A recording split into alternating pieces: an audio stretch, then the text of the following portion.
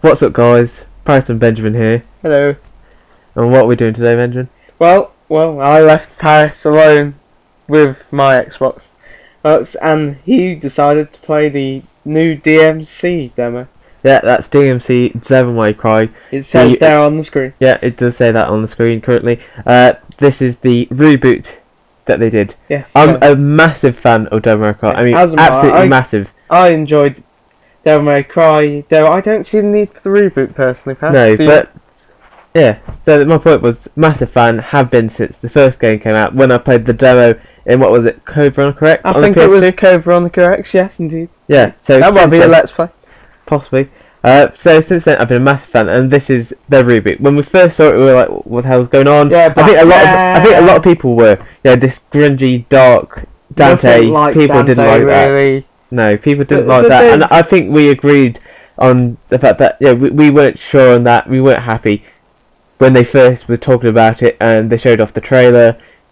With the smoking and stuff like that. People weren't impressed. The thing is, I think they wanted to do something different with the Devil May Cry. Well, that's generally what a reboot. Because they didn't. I think they were struggling to think of something else to do. I don't know. It's something you can think. You can keep going, but I suppose it's. I would have been happy if they just said like it's Dante's son or something, because that would have worked far better. You could have followed Nero from the fourth game. Yeah, it could have been Nero instead in like some new city. You could even follow some of the stuff with Virgil, because obviously there's a lot of background with Virgil. Oh as well, they could have done a proper prequel and done like Sparta fighting the demons. Yeah, perhaps. But when we first saw the videos, it was like, but then they started showing some of the gameplay, and it was like, actually, no, this looks like it could be a good game. Maybe not necessarily a good Devil May Cry game. Well, ironically, we've likened it after we've both played it to being like Dante's Inferno. It's got a very similar sort of control system and feel to it, doesn't it, Parris? Yeah, but so as more videos came out when it was showing gameplay, I think I was feeling the fact that this looked like it was going to be a good game. Yeah. Not necessarily a great Devil May Cry game, because I'm a big fan. I'm one of those people that think you have to keep the character. You can have development, but completely changing the character when you do this, I think, can be a problem. Yes, especially a very loved character and almost a classic in the games community character-wise. Well, yeah, I think Dante is voted as one of the top gaming characters. I think he was voted the most attractive male game character. Possibly. You can't exactly put Master Chief in that, yeah. I know that armour. Yeah, well, we always knew. You know what they say? Ladies like armour. I know what the ladies like. Yeah.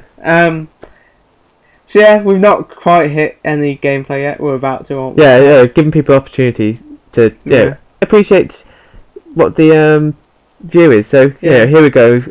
I'm off, having a bit of a run as the city starts trying to get me. Although, I was a bit confused. The health seemed a bit low. Naff, Yeah, I don't think the health system was perhaps as clear cut. Same with the devil trigger. It doesn't feel as clear cut, because before you had definite bars, and it was a lot more clear cut.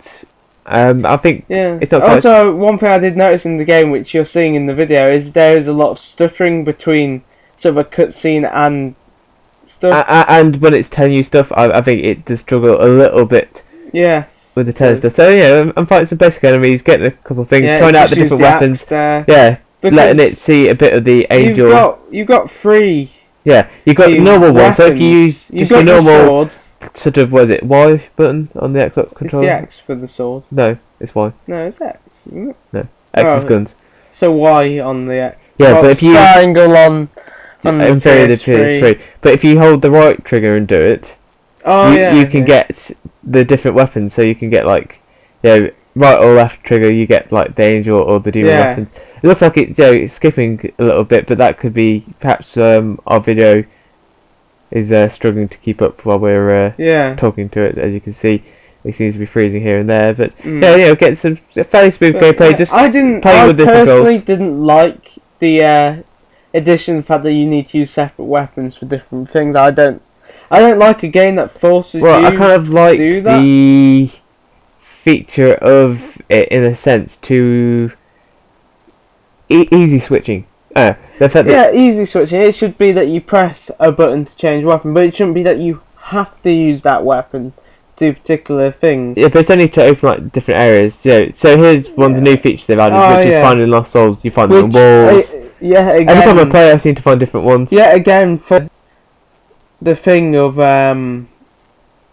like Dante's Inferno. Where you kind of looked at it and thought, ooh, what did Dante's Inferno do? Well, they had a scythe and grabbing things from a distance, you seem to do a lot of and there's lots of souls. But as you can see, you can either pull yourself towards things or pull things towards you. Yeah, I didn't like that as well. It can be a bit difficult to get it to work smoothly because you kind of got to get them in the right order, and sometimes it doesn't like it. I still personally preferred the sort of system in sort of some of the demo cards, and the fact that you just have to kill all the enemies in the area, then it unlocks.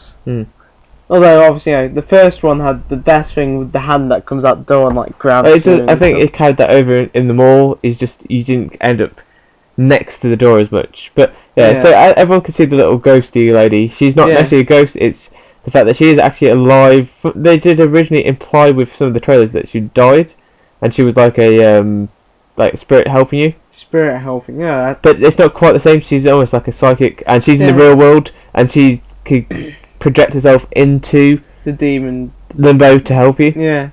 The problem I found with this is they just, I don't know.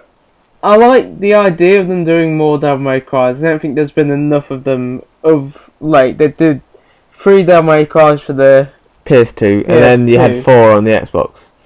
As in, fourth one on the Xbox. Yeah, you didn't have 4 No. Devil May Cry. It was the 4th one that was on the Xbox. And don't get me wrong, that was good. Although the Nero bits were so easy. Yeah, but in the 3rd one, if you got the special edition, and you can have Virgil's so much easier than Dante. No, I think with Dante, it's his style of fighting. He can, I think, hit harder when it's sort of necessary, and he's got more dodging. Oh look, it's your favourite bit in the scary wall coming at you. I didn't... Oh, it may have skipped that. It's not this bit. It was that bit, but it seemed to skip it out. Yeah.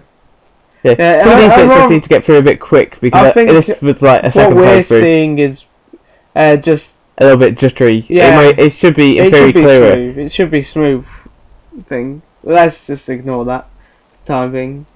Although it keeps dropping off the audio. That could be where we've got breaks. No, that's where I've noticed where it sort of drops, as in like pauses. There's usually a big drop because obviously it's not keeping up very well with it. Although I don't think this game, I don't know, I don't really feel like it will be Let's Play worthy, if you know what I mean. Well, I get the feeling, based on what I've played, that depending on how things go, that you could die a lot, because I think sometimes you get overwhelmed. It's like this bit, and it's changing weapons. It's just the ones with the shields, you have to like pull them off. Well, you got the ones with the shields, but then you've got ones that if they get near you when they've got the chainsaw, that's frustrating. Talking of chainsaws, guess what I have on Doom 3 BFG edition? What you picked up on Doom 3 BFG edition? Yes, I've got chainsaw. You got chainsaw? Yeah, which is so effective considering it's a chainsaw and they're D&D monsters. But I've fought a few enemies who use chainsaws. I was expecting it to be an insta-kill if they hit you with the chainsaw, but it wasn't. I was surprised. And this it's not insta-kill, but it is frustrating. It sort of stops you, doesn't it? Oh yeah, it kind of breaks up the play and... Yeah, I was this one's not as fluid, I think, as the other. I don't know, through my second play through, it felt a lot more fluid. Yeah.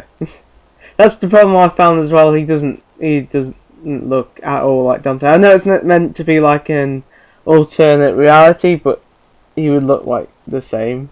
Yeah, but no, it was much more enjoyable with the second playthrough. Yeah. After the first one, after I played through it the first time, I was finding that a bit overwhelming, a bit complicated, in that there was too many buttons.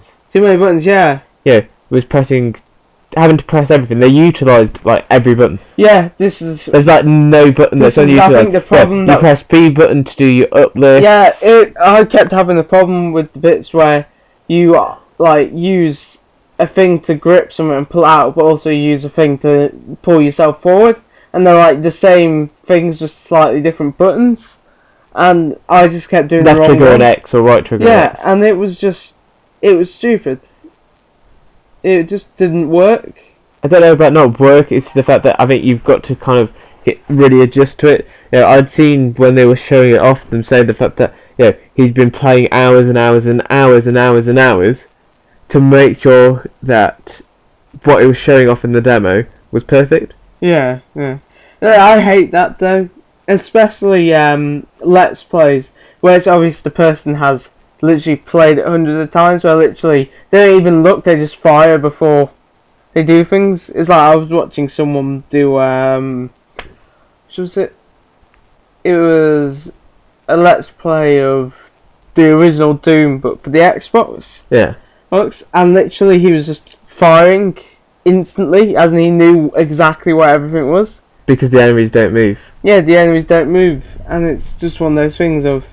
Yeah, well, I don't mind that if I'm looking for a walkthrough, or if you, but if you're just looking to find out about something, or to get a general idea, perhaps how to get past a bit, I think sometimes being too good or too smooth can be problematic. I often find it boring, like, because you look for different ones, don't you? Nanas.